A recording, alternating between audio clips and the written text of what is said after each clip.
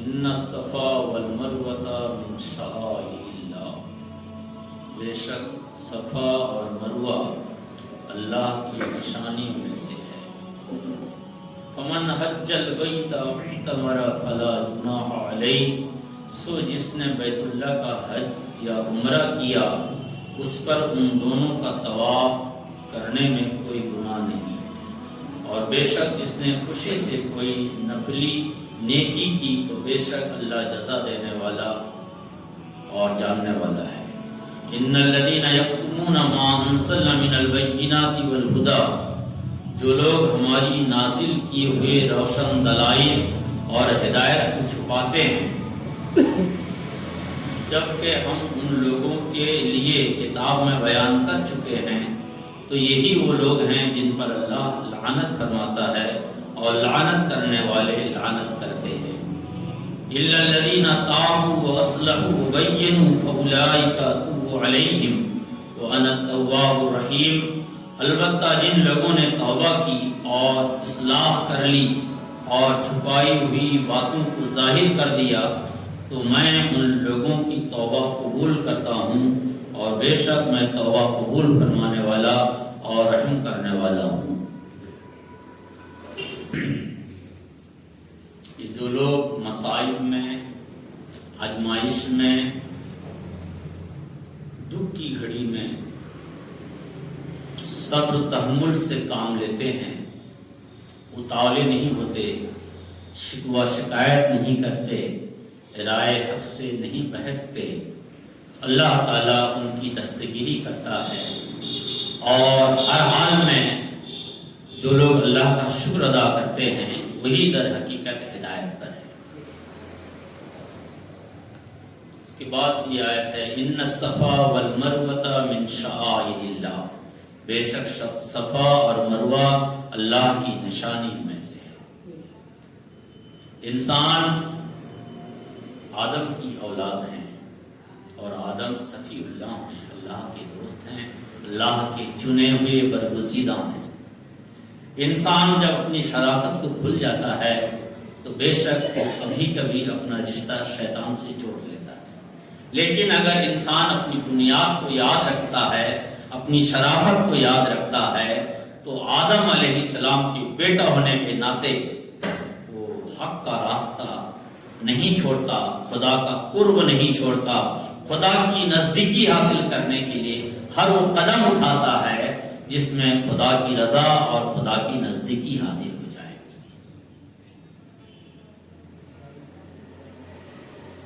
عرب جب بت پرستی میں مبتلا ہو چکا تھا، خدا واحد عز و جل کو بھلا دیا تھا، براربی کفر و شرک اور گمراہی میں مبتلا ہو چکا تھا، تو پھر وہ غیر اللہ کی عبادت بڑی خوشی سے کرتا تھا۔ دن رات 24 گھنٹہ ان کا ایک ہی مشغلہ تھا، اللہ کے غیر کی بندگی کرنا۔ لیکن جب رسول اکرم صلی اللہ علیہ وآلہ وسلم تشریف لائے اور اللہ عز و جل کی مدد سے ان کو دین ملا، ہدایت ملی، سیدھا راستہ ملا، خدا کی وحدانیت کا علم ہوا، رسول اکرم صلی اللہ علیہ وآلہ وسلم کی رسالت کو دل و جان سے قبول کیا، تو پھر وہ ان چیزوں سے بھی نفرت کرنے لگے جن چیزوں کو وہ غیر اللہ کے لیے کیا کرتے تھے۔ مثال کے طور پر حجر اسود کا نام سنا؟ حجر اسود کو چومنا عبادت ہے۔ حضرت فاروق اعظم رضی اللہ تعالیٰ عنہ کا ایک مشہور قول ہے کہ آپ جب حجر اسود کے قریب گئے تو آپ رک گئے، فرمایا کہ میں جانتا ہوں تو پتھر ہی ہے، نہ نفع پہنچا سکتا ہے نہ نقصان پہنچا سکتا ہے، لیکن چونکہ ہم نے رسول اکرم صلی اللہ علیہ وآلہ وسلم کو تجھے غصہ دیتے دیکھا ہے اس لیے غصہ دیتا ہوں۔ یہ سیدنا فاروق اعظم رضی اللہ تعالیٰ عنہ اپنا معافی ضمیر بیان نہیں کر رہے تھے، اپنی یہ کیفیت ہے ایسا نہیں، آپ تو جانتے تھے کہ یہ عبادت ہے، کیونکہ اللہ کہ نبی صلی اللہ علیہ وسلم کی سنت ہے. آپ ان لوگوں کو یہ بتانا چاہتے تھے جو لوگ ابھی ابھی کفر و شرک کی دلدل سے باہر آئے تھے، ان کے دماغ میں کہیں یہ وسوسہ نہ آ جائے کہ یار اس پتھر کو چھوڑ کر اس پتھر پہ آ جائے. ان کو آپ بتانا چاہتے تھے ایسا نہیں، ایسا نہیں. اسی طریقے سے یہ صفا اور مروہ کی بات ہے. صفا اور مروہ ان دو پہاڑیوں کا نام ہے جہاں سیدہ ہاجرہ رضی اللہ تعالی عنہا اپنے بچے اسماعیل علیہ السلام کو پانی کے 2 بوند پلانے کے لیے پانی تلاش کر رہی تھی. کبھی صفا پہ جاتی تھی، کبھی مروہ پہ، کبھی مروہ پہ، کبھی صفا پہ، یہ چکر لگا رہی تھی.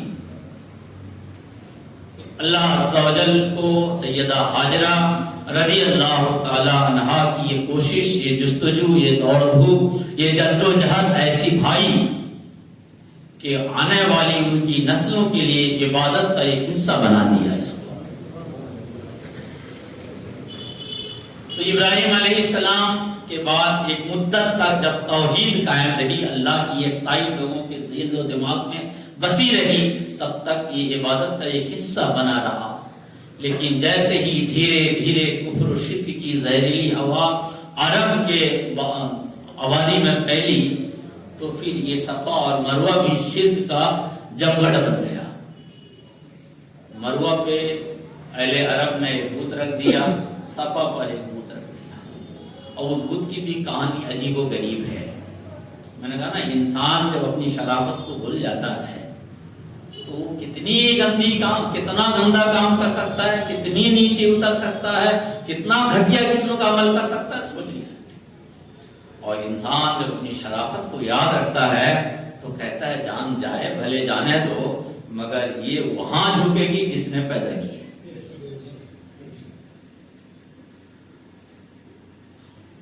حرم شریف میں 2 بیہودہ قسم کا جوڑا غلط حرکت کر بیٹھا. اللہ عز و جل نے قہر فرمایا اور دونوں پتھر بنا دیے. اور مکہ والوں نے ان دونوں پتھر کو، ایک کو صفا پہ رکھ دیا، ایک کو مروہ پہ رکھ دیا، تاکہ دنیا والوں کے لیے یہ عبرت کا نشان بن جائے کہ اس حرم محترم میں اگر تم بلا ربی کے شکار ہوگے، اللہ کے حرام کردہ چیزوں کو خیال نہیں رکھو گے اور خواہشات نفس کی پیروی میں اللہ کی حدود کو توڑو گے تو اللہ پھر فور سزا دے گا. دونوں جوڑے تھے اور ان کو اللہ نے پتھر بنا دیا، اور ان لوگوں نے اس پتھر کو عبرت کے لیے، لوگوں کے لیے سبق ملے، کوئی ایسی حرکت کرنے کی جرات نہ کرے، اس لیے صفا اور مروہ پر اہل مکہ نے دونوں پتھروں کو رکھ دیا. ایک زمانہ تک لوگوں نے دیکھا اور عبرت حاصل کی. یہ حدود حرم ہے، اللہ کا حرم ہے، یہاں اگر پیر پھسلا اور جان بوجھ کر کوئی ہم نے خطا کی تو فوراً سزا ملتی ہے. لیکن ایک مدت کے بعد شیطان نے ورگلایا اور جو عبرت کا نشان تھا لوگ اسی کی پوجا پاٹ میں لگ گئے. ایک کا نام اصحاب تھا، ایک کا نام نائلہ تھا، اسی کی پوجا پاٹ میں لگ گئے اور ایک لمبی مدت تک اس کی پوجا پاٹ کرتے رہے، یہاں تک کہ محمد رسول اللہ صلی اللہ علیہ وآلہ وسلم کی مبعوث تشریف لائے. اور اس کے بعد جب آپ نے لوگوں کو دین پڑھایا، دین سکھایا اور بتوں سے نفرت دلائی، تو پھر اہل ایمان کے دل میں ایمان ایسا رس بس گیا کہ جب وہ صفا اور مروہ کی طرف جاتے تھے تو انہیں لگتا تھا کہ یار یہی تو گھاٹی ہے جہاں کل تک ہم غیر اللہ کی عبادت میں، پوجا پاٹ میں صبح و شام لگے رہتے تھے، آج پھر اسی گھاٹی میں ہم کس طریقے سے دوڑ سکتے ہیں. اس لیے حج کرنے کے بعد اور عمرہ ادا کرنے کے بعد، حج اور عمرہ کا ایک رکن ہے، ایک واجب ہے صفا اور مروہ کی صحیح کرنا. تو مکہ کا ایک بڑا طبقہ اور مدینہ کا ایک بڑا طبقہ صفا اور مروہ کا صحیح کرنا پسند نہیں کرتا تھا. کیوں؟ اس لیے کہ ان کے دل میں وہی بات آتی تھی، ذہن میں وہی بات آتی تھی کہ یہی تو وہ جگہ ہے جہاں لوگ نائلہ کی پوجا کرتے تھے اور سیاف کی پوجا کرتے تھے. اللہ عز و جل نے ان مسلمانوں کو راہ راست دکھانے کے لیے، ان کے دل سے اس قباحت کو، اس نفرت کو دور کرنے کے لیے کہ ٹھیک ہے اس بت پرستی کی وجہ سے آپ وہاں جانا نہیں چاہتے، لیکن اس پرستی سے پہلے یہاں خدا پرستی ہوگی، لہٰذا اس خدا پرستی کی تصور کرتے ہوئے یہاں پھر اللہ کے نبی صلی اللہ علیہ وآلہ وسلم کا جو حکم اور سنت ہے اس کو ادا کرو۔ اللہ عز و جل نے فرمایا ان الصفا والمروہ من شعائر اللہ، بے شک صفا اور مروہ اللہ کی نشانیوں میں سے ایک نشانی ہے۔ فمن حج البیت او اعتمر فلا جناح علیہ، تو اگر تم میں سے جو کوئی بھی حج اور عمرہ کے لیے جائے تو اسے چاہیے کہ وہ صفا اور مروہ کی سعی کرے۔ دین اصل دین پر ہے کہ اگر ایک جگہ ہم خدا کی خوشنودی حاصل کرنے کے لیے ہاتھ اٹھاتے تھے، بہت دنوں تک وہاں گمراہوں کا قبضہ ہو گیا، تو اس کا مطلب یہ نہیں کہ ہم وہاں خدا کی خوشنودی کے لیے ہاتھ نہیں اٹھائیں گے۔ وہ گمراہ جن لوگوں نے قبضہ کر رکھا ہے وہ آج نہیں تو کل وہ وہاں سے بے نام و نشان ہو جائیں گے، لیکن خدا و رسول کا جو طریقہ اور سنت جاری ہے وہ قیامت تک رہے گی۔ وہ مسلمان بھی، یہ بھی ایک انسان دیکھیے کہ ایک تو ان کے دل میں گئے خدا کی محبت کٹ کٹ کے بھری، اور ایک وہ مسلمان بھی ہے، وہ بندہ بھی ہے جس کے دل میں صرف اس لیے وہ جگہ پسند نہیں کہ وہاں خدا کی غیر کی بندگی ہوتی تھی، اور وہ بندہ وہاں تک نہیں، اس وقت تک نہیں جاتا جب تک کہ خدا خود حکم نہیں دیتا ان الصفا والمروہ من شعائر اللہ، کہ بے شک صفا اور مروہ میری نشانیوں میں سے ہے، تو تم میں سے جب کوئی حج یا عمرہ کرے تو اس کا طواف اور سعی کرے۔ ومن تطوع خیرا فإن اللہ شاکر علیم، اور جو کوئی خوشی سے نفلی نیکی کرے تو اللہ تعالیٰ قدرداں ہے۔ جب بھی بندہ ایک فرض نماز ہے، فرض زکات ہے، فرض روزہ ہے، یہ تو ہر حال میں کرنا ہے، رب کا حکم ہے، لیکن علاوہ اس کے آپ روزہ بھی رکھتے ہیں، نماز بھی پڑھتے ہیں، صدقات بھی کرتے ہیں، تو اللہ تعالیٰ فرماتا ہے تم جو کچھ بھی کرتے ہو اللہ قدرداں ہے، جو آپ کرتے ہو وہ دیکھتا بھی ہے اور اس کا بے شمار اجر بھی عطا کرتا ہے۔ ان الذين يكتمون ما انزلنا من البينات والهدى من بعد ما بيناه للناس بالكتاب، جو لوگ ہمارے نازل کیے ہوئے روشن دلائل اور ہدایت کو چھپاتے ہیں جبکہ ہم ان لوگوں کے لیے کتاب بیان کر چکے ہیں، تو یہی وہ لوگ ہیں جن پر اللہ لعنت فرماتا ہے، اور لعنت کرنے والے لعنت کرتے ہیں۔ آسمان سے جتنی بھی کتابیں آئی ہیں، تورات ہوں، انجیل ہوں، زبور ہوں، قرآن، سب کا ایک ہی حکم کہ اللہ کے حکموں کو، اللہ کے احکامات کو، اللہ کی باتوں کو اللہ کے بندوں تک پہنچائیے۔ آپ جب قرآن پڑھیے گا تو قرآن میں بارہا اللہ تعالیٰ حکم دیتا ہے کہ بھلائی کا حکم دو اور برائی سے روکو، بھلائی کا حکم دو اور برائی سے روکو۔ اور یہ بھلائی کا حکم دینا اور برائی سے روکنا ایک شوبازی نہیں ہے، ایک فارمیلٹی نہیں ہے، بلکہ ایک مسلمان کی ذمہ داری ہے۔ آج بدقسمتی ہے کہ ہم نے بھلائی کے حکم دینا اور برائی سے روکنے کا عمل کو چھوڑ دیا، ترک کر دیا، اس کو ہم کوئی اہمیت نہیں دیتے، کوئی اہمیت نہیں، اور یہی چیز ہمیں جو ہے تباہی کی طرف لے جاتی ہے۔ آج میں ایک ویڈیو کلپ دیکھ رہا تھا، بڑی نصیحت کی بات ہے۔ ایک پروفیسر صاحب ہیں، وہ کہتے ہیں کہ ہم نے کئی سو بچوں پر ریسرچ کیا ہے، کئی سو بچوں سے پوچھا کہ تمہارا آئیڈل کون ہے، تمہارا مقتدی کون ہے، تمہارا امام کون ہے، تم کیسا بننا چاہو؟ تو کہنے لگا کہ فلاں کی طرح فلاں کی طرح، کوئی کسی کھلاڑی کا نام لیا، کوئی کسی ایکٹر کا نام لیا، کوئی کسی کا نام لیا، کوئی کسی کا نام لیا۔ وہ کہنے لگے کہ میں ترس گیا کہ کوئی یہ نہیں کہا مجھ سے کہ میں صدیق اکبر جیسا اس کی طرح بننا چاہتا ہوں، فاروق اعظم رضی اللہ تعالیٰ عنہ کے غلام بننا چاہتا ہوں، حضرت علی کرم اللہ وجہہ الکریم کے نقش قدم پر چلنا چاہتا ہوں۔ کوئی بچی ایسا نہیں ملی جو کہنا چاہتی ہو کہ میں سیدہ خدیجہ رضی اللہ تعالیٰ عنہ کی خادمہ بننا چاہتا ہوں، ان کی روش اختیار کرنا چاہتا ہوں، سیدہ فاطمہ رضی اللہ تعالیٰ عنہ کے نقش قدم پر چلنا چاہتی ہوں، ایسا مجھے نہیں ملا، میرے کان ترستے ہیں۔ وجہ کیا ہے کہ ہم نے اس پہ گفتگو نہیں کی۔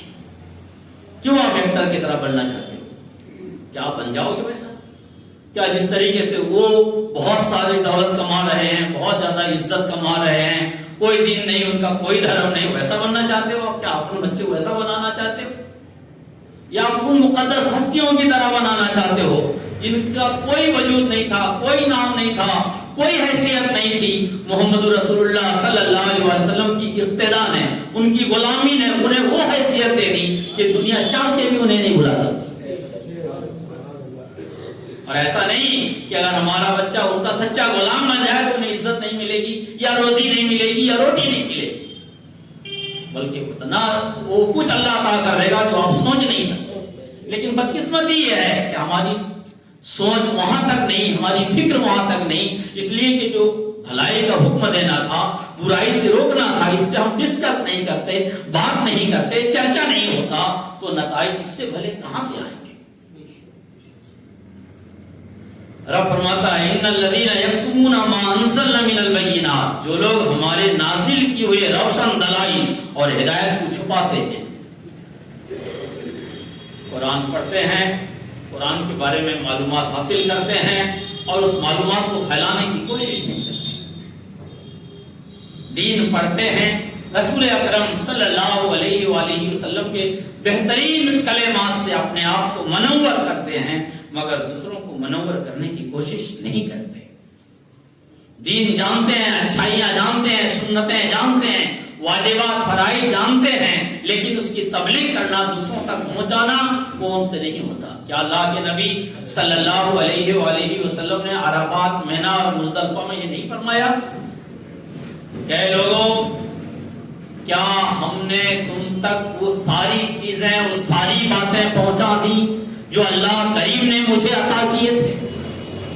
سارے موجود لوگوں نے ایک آواز، ایک زبان ہو کر کہا بے شک میں اللہ کے نبی صلی اللہ علیہ وآلہ وسلم جو کچھ آپ کو آپ کے رب نے عطا کیا تھا وہ سب آپ نے پہنچا دیا۔ آپ نے فرمایا ان تک پہنچا دو جو یہاں موجود نہیں ہیں، اور اے اللہ تو گواہ رہنا۔ اور یہ بات ان تک بارہا آ چکی کہ رسول اکرم محمد رسول اللہ صلی اللہ علیہ وسلم کے بعد اب کوئی نبی نہیں آنے والا، اور نبی کی جو ذمہ داری ہے بھلائی کا حکم دینا، برائی سے روکنا، یہ ہم سب کی مشترکہ ذمہ داری ہے، ہم سب کی ذمہ داری ہے۔ ان الذین یکتمون ما انزلنا من البینات، جو لوگ ہمارے نازل کیے ہوئے روشن دلائل اور ہدایات کو چھپاتے ہیں، وہ یہودی علماء اس لیے برے ہیں کہ انہوں نے چھپایا، نصرانی علماء اس لیے برے ہیں کہ انہوں نے چھپایا، اور ہم چھپائیں گے اور اس کے بعد اچھے ہو جائیں گے اس لیے کہ امت محمدی میں سے ہیں، ایسا نہیں ہے۔ اگر وہ حق چھپانے کی وجہ سے برے ہو سکتے ہیں تو ہم بھی حق چھپانے کی وجہ سے برے ہیں۔ اس کے بعد رب عز و جل فرماتا ہے اولئک یلعنہم اللہ، یہی وہ لوگ ہیں جن پہ اللہ لعنت کرتا ہے، اللہ لعنت کرتا ہے۔ وَيَلْعَنُهُمُ اللَّاعِنُونَ، اور سارے لعنت کرنے والے لعنت کرتے ہیں۔ اور لعنت کیا چیز ہوتی ہے؟ نبی اکرم صلی اللہ علیہ وسلم نے فرمایا مسلمان کو لعنت نہ کرے،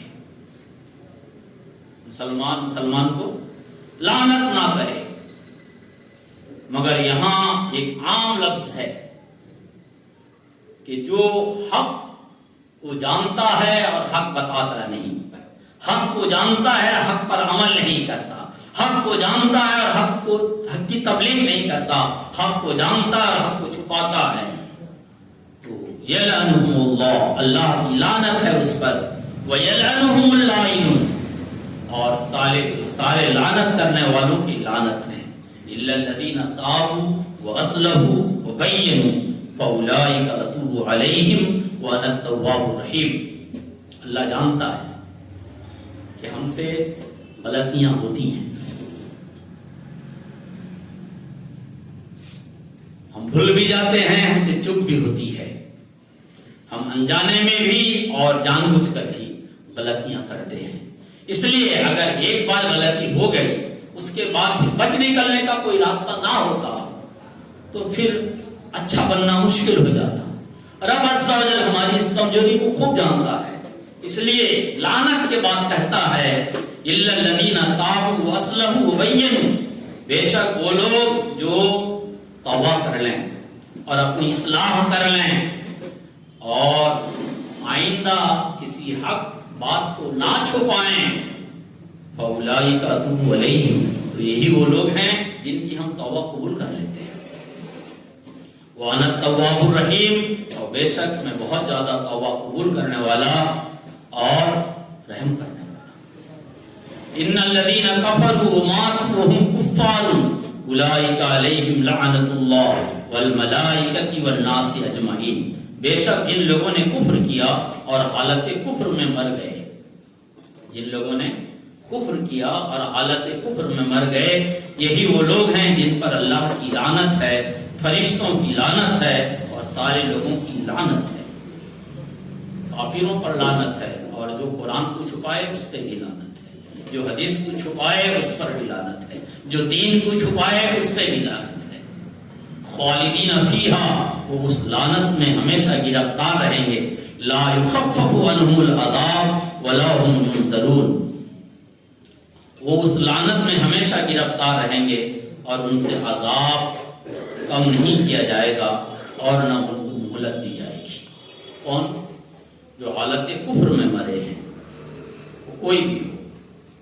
حضرت ابراہیم علیہ السلام اپنے چچا آزر کے لیے رب عز و جل سے مغفرت کی دعا کرنا چاہ رہے تھے، اللہ عز و جل نے فرمایا وہ اس لائق نہیں کہ اس کے لیے آپ کی استغفار قبول کی جائے، کیونکہ وہ شرک میں مبتلا ہے اور شرک ہی میں مرنے والا ہے۔ اور نبی اکرم صلی اللہ علیہ وآلہ وسلم منافقوں کے رئیس عبداللہ ابن ابی، جب وہ بندہ مرا تو اس کے بیٹے حضرت عبداللہ ابن عبداللہ، وہ سچے صحابی تھے، سچے مسلمان تھے، وہ بارگاہ نبوی علیہ تحیت و ثنا میں آئے خواب تھا، کہا یا رسول اللہ اپنا وہ کرتا دے دیجیے جو آپ کے جسم سے مس کیے ہوئے ہے، لگا ہوا ہے، تاکہ اس کرتے سے میں اپنے باپ کا کفن دوں، اور میں چاہتا ہوں کہ آپ مجھے نماز جنازہ پڑھا دیں۔ رسول اکرم صلی اللہ علیہ وسلم نے کرتا بھی عطا کر دیا اور نماز جنازہ پڑھنے کے لیے بھی چل پڑے۔ جانتے تھے آپ کہ یہی وہ بندہ ہے جس نے مدینہ کے امن میں فساد برپا کیا ہوا تھا، جو منافقت کی بیج بونے والا تھا، کوئی تھا تو وہ یہی تھا، آپ جانتے تھے۔ لیکن اس بیٹے کی دلجوئی کے لیے اور اس بندے کا ایک احسان چکانے کے لیے آپ چل پڑے۔ حضرت جنگ بدر کے موقع پر جب قیدی بارگاہ نبوی میں حاضر کیے گئے تھے، ان میں حضرت عباس بھی تھے جو رسول اکرم صلی اللہ علیہ وآلہ وسلم کے چچا تھے۔ ان کا جسم لہم سہیم تھا اور ان کے جسم پر کسی کا کپڑا نہیں ہو رہا تھا، تو عبداللہ ابن ابی نے اپنا کپڑا لا کر دیا تو ان کے جسم میں سما گیا، پھر پھاٹ بیٹھ گیا۔ جب وہ کرتا مانگا انہوں نے تو آپ نے یہ کرتا عطا کر کے وہ احسان چکانا چاہ رہے تھے، چکا دیا۔